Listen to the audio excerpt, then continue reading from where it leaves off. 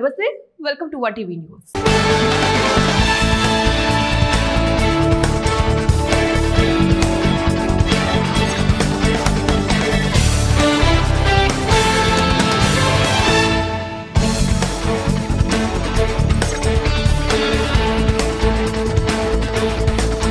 అన్నమయ్య జిల్లా మదనపల్లి జిల్లా హాస్పిటల్ కి చికిత్సల కోసం వచ్చే రోగులకు వారి అటెండర్లకు నరకం తప్పడం లేదు. రోగులకు సరైన వైద్యం అందక తీవ్ర ఇబ్బందులు పడుతుంటే, మరోవైపు వారి వెంట అటెండర్లుగా వచ్చిన కుటుంబీకులను లోపలికి అనుమతించకపోవడంతో వారు హాస్పిటల్ ఆవరణంలో ఉన్న చెట్ల నీడన చలికి వణుకుతూ దుప్పట్లు కప్పుకొని కాలయాపన చేయవలసిన పరిస్థితి సోమవారం రాత్రి నెలకొంది. డివిజన్లోని వివిధ ప్రాంతాల నుంచి వచ్చిన రోగులు, అటెండర్లు దోమకాట్లు వణికించే చలిలో హాస్పిటల్ బయట జాగరం చేస్తున్నట్లు తెలిపారు. హాస్పిటల్లో వరండాలు, హాస్పిటల్ పైభాగంలో 1000 మంది ఒకేసారి ఉండే అంత సౌకర్యాలు ఉన్నా కూడా లోనికి అనుమతించకపోవడంతో తీవ్ర కష్టాలు పడుతున్నట్లు మండిపడుతున్నారు.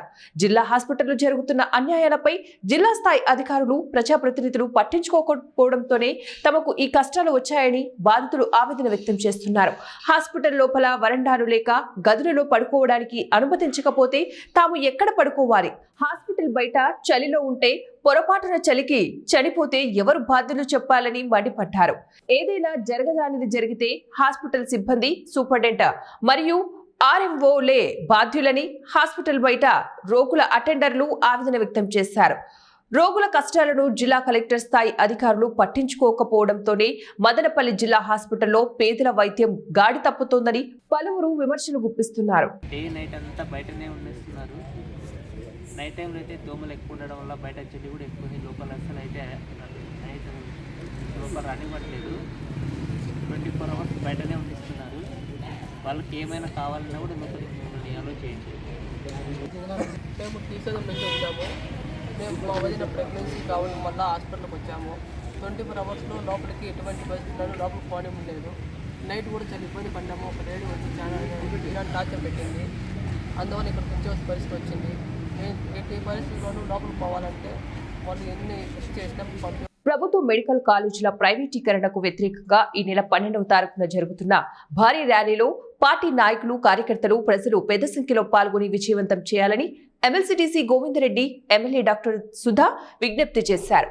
ఈ సందర్భంగా సోమవారం కడప జిల్లా బద్వేలు మున్సిపాలిటీలోని అంబేద్కర్ విగ్రహం వద్ద నాయకులతో కలిసి ర్యాలీ పోస్టర్ను ఆవిష్కరించారు. అలాగే సంతకాల సేకరణ కార్యక్రమం అనంతరం వారు మాట్లాడుతూ, ప్రభుత్వ మెడికల్ కాలేజీల నిర్వహణను ప్రభుత్వమే చూసుకోవాలి. వాటిని ప్రైవేటీకరణ చేస్తే పేదలకు మెరుగైన వైద్యం దూరమవుతోందన్నారు. గత కొన్ని రోజులుగా మెడికల్ కాలేజీల ప్రైవేటీకరణకు వ్యతిరేకంగా నియోజకవర్గ వ్యాప్తంగా చేపట్టిన కోటి సంతకాల సేకరణ కార్యక్రమంలో ప్రజలు పెద్ద ఎత్తున పాల్గొని స్వచ్ఛందంగా తమ మద్దతు తెలిపినట్లు తెలిపారు. వైఎస్ జగన్మోహన్ రెడ్డి నాయకత్వంలో గత ప్రభుత్వం రాష్ట్ర వ్యాప్తంగా 17 మెడికల్ కాలేజీల నిర్మాణం చేపట్టిందని, అందులో 5 కాలేజీలలో ఇప్పటికే తరగతులు ప్రారంభమయ్యాయని గుర్తు చేశారు. ఈ కార్యక్రమంలో మున్సిపాలిటీ పార్టీ అధ్యక్షులు సుందర్ రామరెడ్డి, మున్సిపాలిటీ చైర్మన్ రాజగోపాల్ రెడ్డి, ప్రభుత్వ మాజీ సలహాదారులు నాగార్జున రెడ్డి, జిల్లా పార్టీ అధికార ప్రతినిధులు రామసుబ్బారెడ్డి మరియు సింగమాల వెంకటేశ్వర్లు, జిల్లా కార్యదర్శి నాగేశ్వరరావు, మాజీ స్వచ్ఛాంధ్ర డైరెక్టర్ కేశవరెడ్డి తదితరులు పాల్గొన్నారు.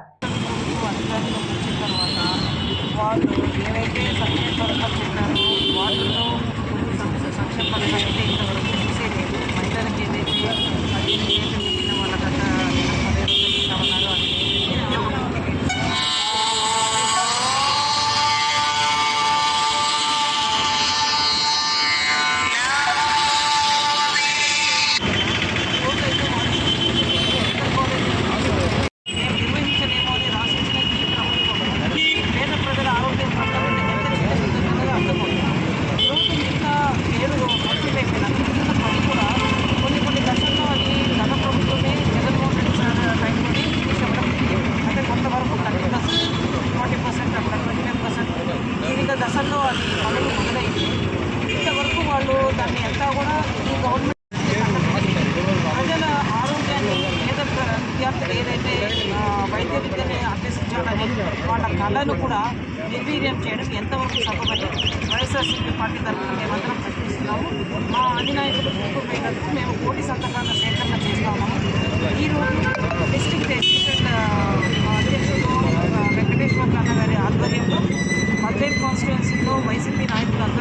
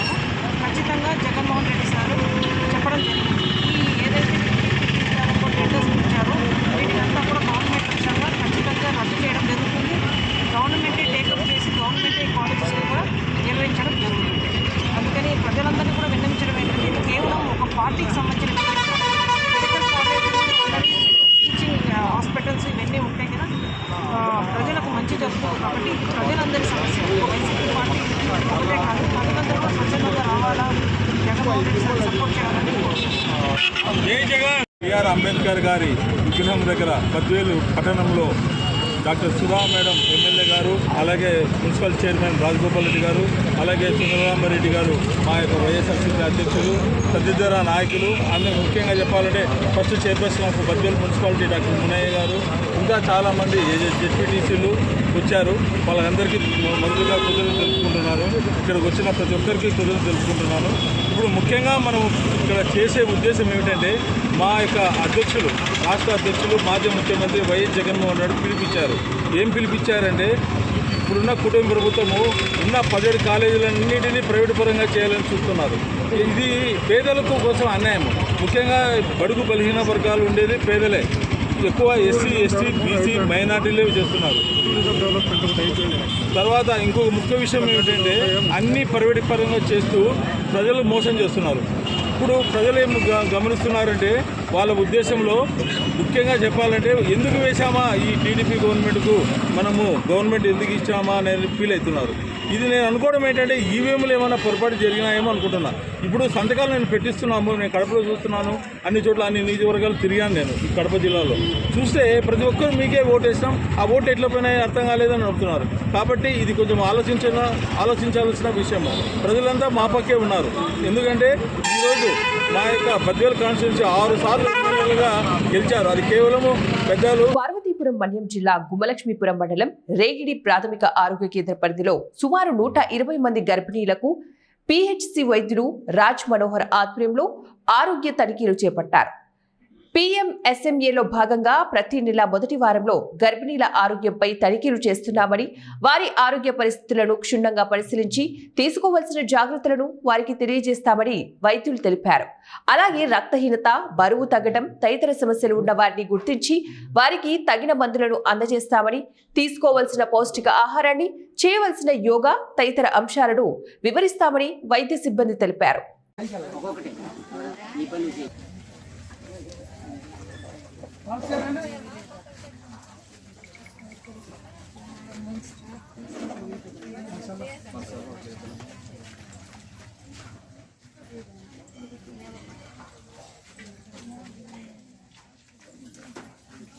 శ్రీ సత్యసాయి జిల్లా హిందూపురం మండలం తూముకుంట పారిశ్రామిక వాడలో శివాట్ ఐరన్ ఫ్యాక్టరీలో ప్రమాదం చోటు చేసుకుంది. అసిస్టెంట్ లైన్మెన్ గా పనిచేస్తున్న రమేష్ ఐరన్ ఫ్యాక్టరీలో ఫ్యూజ్ రీప్లేస్మెంట్ చేయడానికి విద్యుత్ స్తంభం ఎక్కాడు. ప్రమాదవశాత్తు కరెంటు పాస్ కావడంతో ఒక్కసారిగా షాక్ కి గురై కింద పడిపోయాడు అసిస్టెంట్ లైన్మెన్ రమేష్. ఫ్యాక్టరీ సిబ్బంది హుటాహుటిన కింద పడ్డ లైన్మెన్ ను పరిశీలించగా స్పాట్ లో చనిపోయాడు. బంధువులకు సమాచారం అందించి శవాన్ని పోస్టుమార్టం నిమిత్తం హిందూపురం ప్రభుత్వ హాస్పిటల్కి తరలించారు. బాధితుల ఫిర్యాదు మేరకు హిందూపురం రూరల్ పోలీసులు కేసు నమోదు చేసుకుని దర్యాప్తు చేస్తున్నారు. మాజీ వైసీపీ ఎంపీ గోరంట్ల మాధవ్ ఇటీవల అనంతపురం జిల్లా నారా లోకేష్ పర్యటనపై తీవ్ర స్థాయిలో విమర్శలు చేశారు. వాటిని తిప్పికొడుతూ హిందూపురం ఎంపీ పార్థసారథి గోరంట్ల మాధవ్ పై మండిపడ్డారు. సత్యసాయి జిల్లా పెనుగొండలోని హిందూపురం పార్లమెంటు కార్యాలయంలో ఎంపీ పార్థసారథి మీడియా సమావేశం నిర్వహించారు. హిందూపురం మాజీ ఎంపీ గోరంట్ల మాధవ్ పై తీవ్ర ఆగ్రహం వ్యక్తం చేశారు. కురబ కులస్తుల ఆరాధ్య దైవం అయినటువంటి అపర భగీరథుడు శ్రీ భక్త కనకదాసు విగ్రహావిష్కరణకు యువగలం అధినేత మంత్రి నారా లోకేష్ రావటం జీర్ణించుకోలేక కూటమి ప్రభుత్వం పైన, నాయకులపైన బురద జల్లే కార్యక్రమాలు చేస్తున్నారన్నారు. గత ప్రభుత్వం కులాలను అడ్డం పెట్టుకుని అధికారంలోకి వచ్చి ఆ తరువాత కులాలను తుంగలో తొక్కారన్నారు. కూటమి ప్రభుత్వం అధికారంలోకి వచ్చిన వెంటనే కులాలను గుర్తించి వారి ఆరాధ్య దైవాలను పండుగలాగా చేసుకునేందుకు జీవోలు పాస్ చేయడంపై వైసీపీ పార్టీ ప్రభుత్వంపై విషం కక్కుతుందన్నారు. గోరంట్ల మాధవ్, నువ్వు నోరు అదుపులో పెట్టుకుని మాట్లాడితే సరిపోతుందన్నారు. భవిష్యత్తులో ఇలాంటి మాటలు మాట్లాడితే ప్రజలే నీకు బుద్ధి చెప్పే పరిస్థితి కూడా వస్తుందని హెచ్చరించారు. కులానికే అవమానమయ్యే విధంగా నువ్వు మాట్లాడుతూ ఉండటం విడ్డూరంగా ఉందని అన్నారు. మా కులపోడు అయి ఉండి నువ్వు ఇలా మాట్లాడటం ఎంతవరకు సమంజసమని అన్నారు. కురబ కులస్తులకు కూటమి ప్రభుత్వం అనేక హామీలు ఇస్తుందే, దాన్ని మీరు స్వాగతించాల్సింది పోయి మీరు వ్యతిరేకిస్తున్నారు. మీ ప్రభుత్వంలో కురబ కులస్తులకు 3 ఎమ్మెల్యేలుగా, మంత్రులుగా, ఎంపీలుగా వస్తే మీరు కురబుల కోసం ఏం చేశారని, మీరు ఏం చేయకపోగా పనిచేస్తున్న వారిపై విమర్శలు గుప్పించడం అవివేకమని ఘాటుగా విమర్శించారు. అనంతపురం జిల్లా కళ్యాణదుర్గం మున్సిపల్ ఇన్ఛార్జి చైర్మన్ గా హరిజన తిప్పమ్మ బాధ్యతలు చేపట్టారు. రాష్ట్ర ముఖ్యమంత్రి చంద్రబాబు నాయుడు, ఉప ముఖ్యమంత్రి పవన్ కళ్యాణ్, మంత్రి నారా లోకేష్, కళ్యాణదుర్గం శాసనసభ్యులు అలిమినేని సురేంద్రబాబు సహకారంతో సోమవారం కళ్యాణదుర్గం మున్సిపల్ కార్యాలయంలో ఇన్ఛార్జ్ మున్సిపల్ చైర్మన్ గా హరిజన తిమ్మప్ప పదవీ బాధ్యతలు స్వీకరించారు. కళ్యాణదుర్గం మున్సిపాలిటీ చైర్మన్ గా ఉన్న తలారి రాజ్ కుమార్ ప్రజలకు కనీస అవసరాలు అయిన త్రాగునీరు, పారిశుద్ధ్యం, వీధి లైన్లను ఏర్పాటు చేయకుండా, మున్సిపాలిటీ సమావేశాలు నిర్వహించకుండా తమ విధులను నిర్వర్తించకపోవడంతో ఆయనను చైర్మన్ పదవి నుంచి ప్రభుత్వం తొలగించింది. ఆయన స్థానంలో మున్సిపాలిటీ వైస్ చైర్మన్ గా ఉన్న హరిజన తిమ్మప్పను ప్రభుత్వం అధికారికంగా ఇన్ఛార్జ్ మున్సిపల్ చైర్మన్ గా నియమిస్తూ ఉత్తర్వులు జారీ చేసింది. ఎక్కడ అభివృద్ధి జరుగుతుందో అనే దురుద్దేశంతో ఏ ఒక్క రోజు కానీ మీటింగ్ పెట్టిన దాఖలాలు లేవు. చివరకు శ్రీరామ్ రెడ్డికి సంబంధించి వాటర్ వర్కర్స్ అందరూ స్ట్రైక్లోకి వెళ్తే మంచి వేసవికాలం, మరి వేసవికాలంలో మున్సిపాలిటీలో ప్రతి వార్డులో నీటి సమస్య ఉత్పన్నమైంది. మరి అటువంటి సందర్భంలో మొదటి బాధ్యత తీసుకోవాల్సిన వ్యక్తి ఎవరైనా ఉందంటే ఖచ్చితంగా మున్సిపల్ చైర్మన్. కానీ ఆ సందర్భంలో కూడా ఎక్కడా కూడా సమావేశాలు పెట్టకుండా ఎటువంటి వాటర్కి సంబంధించిన సమస్యను పరిష్కరించే చొరవ తీసుకోలేదు. చివరికి కొంతమంది కూటమికి సంబంధించి కౌన్సిలర్లు అందరూ కలిసి ప్రత్యేక సమావేశం ఏర్పాటు చేయమని రిక్వెస్ట్ లెటర్లు ఇచ్చినా కానీ దానికి స్పందించలేదు. అప్పుడు కూడా మన వైస్ చైర్మన్గా ఉన్నటువంటి తిమ్మప్ప గారే చైర్మన్ స్థానంలో కూర్చొనేసి ఎమర్జెన్సీ మీటింగ్ కాన్ఫరెన్స్ చేసేసుకొని సాధ్యమైనంతవరకు ఎమ్మెల్యే గారి సహకారంతో ఎటువంటి నీటి ఇబ్బంది లేకుండా చూసుకున్నారు టౌన్లో. మరి ఇన్ని సమస్యలు కావాలని ఉత్పన్నం చేస్తున్నారు. చాలామంది మేధావులు, కొంతమంది సంస్కర్తలు, కొంతమంది ప్రజలు అందరూ ఆలోచించాలి. ఏ విధంగా మున్సిపాలిటీలో అభివృద్ధి జరుపుకోకుండా కొంతమంది అడ్డుకుంటున్నారు. పైకి వచ్చి మీడియా ముందర మాత్రం చాలా కల్లిబొల్లి కబుర్లు చెప్తున్నారు. మేము అభివృద్ధికి సహకరిస్తాము ఖచ్చితంగా అని మాట్లాడుతున్నారు. కానీ పైకి వచ్చి మాట్లాడేది ఒకటి, లోపల జరుగుతూ ఉండేది ఒకటి. నిజంగా మీరు అభివృద్ధి సహకరించే ఉద్దేశం ఉంటే ఎందుకు సమావేశాలు పెట్టలేదు? కూటమి ప్రభుత్వం దీన్ని సీరియస్గా పరిగణించి తలారి రాజ్ కుమార్ని చైర్మన్ పదవి నుంచి తొలగించింది. అదే సందర్భంలో హరిజన తిమ్మప్ప గారికి ఇన్ఛార్జ్ చైర్మన్గా ఈరోజు బాధ్యతలు ఇచ్చారు. ఈ 4.5 సంవత్సరాల్లో మున్సిపాలిటీలో ఏదైనా అభివృద్ధి కుంటుపడిందో ఈ 6 నెలల కాలంలో ఇంకా శరవేగంగా ఎమ్మెల్యే సురేంద్రబాబు గారి సహకారంతో ఇంకా శరవేగంగా అభివృద్ధి జరుగుతుంది. ఖచ్చితంగా ప్రజలకు కానీ మేము ఒకటే రిక్వెస్ట్ చేస్తున్నాం, ఈ 4 నెలల్లో ఇంకా ఇప్పటికే చాలా అద్భుతంగా జరుగుతుంది కళ్యాణదుర్గం మున్సిపాలిటీల అభివృద్ధి మీరు చూస్తున్నారు. ఈ ఇంకా 4 నెలల్లో బోర్డు సహకారంతో ఇంకా బాగా మున్సిపాలిటీ ప్రజలకి గత 4.5 సంవత్సరాలుగా పట్టిన శని నేటితో తొలగిపోయిందని నేను అనుకుంటున్నాను. ఎందుకంటే ఈరోజు గౌరవనీయులు మా శాసనసభ్యులు అలిమినేని సురేంద్రబాబు సార్ సహకారంతో ఈరోజు మా తెలుగుదేశం పార్టీ ఎప్పుడు కూడా బలుగు బలహీన వర్గాలకు అండగా ఉంటుందన్నది ఇది ఈరోజు జరిగిన ఉదాహరణ మచ్చుతునుగా. ఎందుకంటే గతంలో వాళ్ళు మీటింగ్ పెట్టారు చెప్తున్నారు, బీసీ వ్యక్తిని అనగదొక్కున్నారు, బీసీ వ్యక్తి కాబట్టి తొలగించినారు అంటున్నారు. మళ్ళీ ఈరోజు మా ఎమ్మెల్యే సురేంద్రబాబు చొరవతో ఈరోజు మా తెలుగుదేశం కూటమి ప్రభుత్వము బలహీన వర్గాలైనటువంటి మన దళిత సోదరునికి పూజారి తిమ్మప్పన్న గారికి చైర్మన్గా అవకాశం కల్పించిందంటే ఇప్పటికన్నా మీరు తెలుసుకోవాలా. ఆ మాటలు మాట్లాడేటప్పుడు ఒకసారి ప్రెస్ మీట్ పెట్టి ఊరికే మాట్లాడుతుంటారు. కానీ ఈరోజు మమ్మల్ని చూసి మీరు తెలుసుకోండి, నేర్చుకోండి. ఎందుకంటే గత 4.5 సంవత్సరాలుగా మీరు ఏం చేసినారు, మున్సిపాలిటీని ఎంత దిగుజారు అభివృద్ధి లేకుండా వెనక్కి నూకేసినారు అనేది మున్సిపాలిటీ ప్రజలందరికీ తెలుసు. కాబట్టి నేటితో ఆ శని తొలగిపోయింది. ఈ రాబోయే 5-6 నెలల్లో మా ఎమ్మెల్యే సురేంద్రబాబు గారి సహకారంతో ఎంతో వేగంగా ప్రజలకు అందుబాటులో ఉంటూ అన్ని రకాల వైసీపీ ప్రభుత్వంలో ఉన్నటువంటి చైర్మన్ గారు ఏమీ అభివృద్ధి చేయలేదు. మన ఎమ్మెల్యే గారు వచ్చిన తర్వాత కూటమి ప్రభుత్వము అభివృద్ధి చేస్తే ఊరవలేక ఈ చైర్మన్ అనేక విధాలుగా ఇబ్బంది పెట్టాడు. వేసవి కాలంలో నీళ్లు లేకపోయినా కూడా ఈ ఒక్క మీటింగ్ కూడా జరపలేకపోయినాడు. కాబట్టి మేము ఇప్పటి నుంచి ఇంకా 5 నెలలు సమయం ఉంది. ఈ సమయంలో మన అమలేని సురేంద్రబాబు సార్ గారు అభివృద్ధి బాటలో నడుస్తున్నారు. వాళ్ళకి నేను అన్ని విధాలుగా అందుబాటులో ఉండి మన సార్ గారికి సహాయ సహకారం అందిస్తూ మున్సిపాలిటీ అభివృద్ధికి ఎంతో కృషి చేస్తాను. కాబట్టి ఇదే విధంగా ఈ గతంలో ఈ వైసీపీ వాళ్ళు కొన్ని విషయాలు మాట్లాడినారు. బీసీ కులానికి చెందిన చైర్మన్ని అనేక విధాలుగా ఇబ్బంది పెడుతున్నారు, తొలగించారని అంటున్నారు. ఇది సబబు కాదు. ఇది ఈరోజు మా కళ్యాణదుర్గం నియోజకవర్గంలో కనీవిని ఎరగని రీతిలో కూడా ఎప్పటికైనా దళితులకు ఇటువంటి పదవి ఇవ్వలేదు.